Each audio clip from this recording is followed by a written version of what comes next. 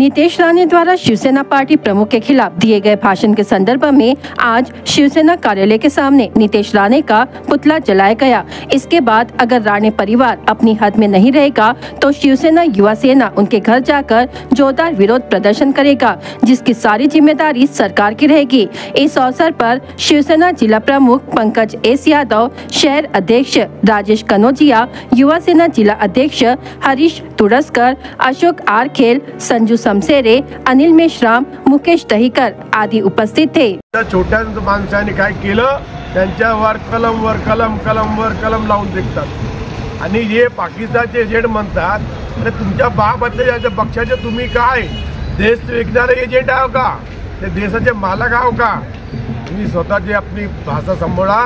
तुम्ही वंदनीय बाळासाहेबांच्या जे टाइम तिकीट ब्लॅक करत होता, साहेबांनी तुम्हाला कुठं पोहोचवलं ते पहा। आणि त्या परिवार आणि छत्रपती शिवाजी महाराजच्या अवहेलना तुमच्या लोकसभामध्ये झालेली आहे, ज्या काही समजत नाही, तुमच्या बुद्धी नाही का? तुम्हाला एक काम करा, तुम्ही न्यूरोलॉजिस्टकडे जा, ते मेडिसिन घ्या आणि जे तुमचे आई बाबा आहे ना, ते बोलत आहे तुम्ही एजंट का कोणाला बोलतात? ते विकणाऱ्याला बोलतात तुम्ही एजंट तुम्ही आहो। तुमच्या भारतीय जनता पार्टीच्या तुमचे वडील हे भारतीय जनता पार्टीचे मंत्री होते, त्याला मंत्री कसा आहे, मंत्रीला कसा बोलायचा? तुमच्या भाऊ राजनाथ होता, तुम्ही आमदार आहे, आमदारच्या बोलण्याची गरिमा पाहिजे। तुमच्या पक्षाच्या नेत्याला आपण काय म्हणतात ते आपल्या स्वतःला सांभाळा आणि काय करतात गृहमंत्री साहेब पण पाहून घ्या।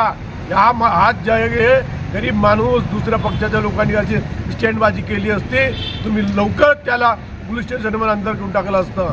आणि एजंट बोलला सोडा, आता तुम्ही स्वतः म्हणतात की मला जेलमध्ये टाकणार, नक्की हा लोक तुम्हाला जेलमध्ये नाही घरात बाहेर काढण्याचे तुमच्या प्रत्येक भारतीय जनता पार्टी महाविकास आघाडीने ठेवलेले आहे। हा जनता तुमच्या विरोधात आहे आणि एजंट बोलला सोडा। आता तर आम्ही हे पुतळा जळवलं, त्याच्यानंतर राज्याची जनता काय करणार तुम्ही पाहून घ्यायचं। आणि आम्ही छत्रपती शिवाजी महाराज वंदनीय बाळासाहेबांच्या शिवसैनिक आहो, उद्धव साहेबांच्या शिवसैनिक आहो, पण आघात करतो।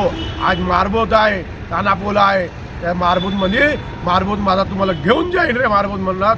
आणि नारायण राणे साहेब आपल्या पोराला आणि तुम्ही स्वतः काळजी घ्या। या महाराष्ट्रामध्ये बोलायचं आहे, राहायचं आहे, चांगल्याप्रमाणे राहा आणि चांगल्याप्रमाणे बोला, तुम्हाला सांगतो। जय हिंद, जय महाराष्ट्र।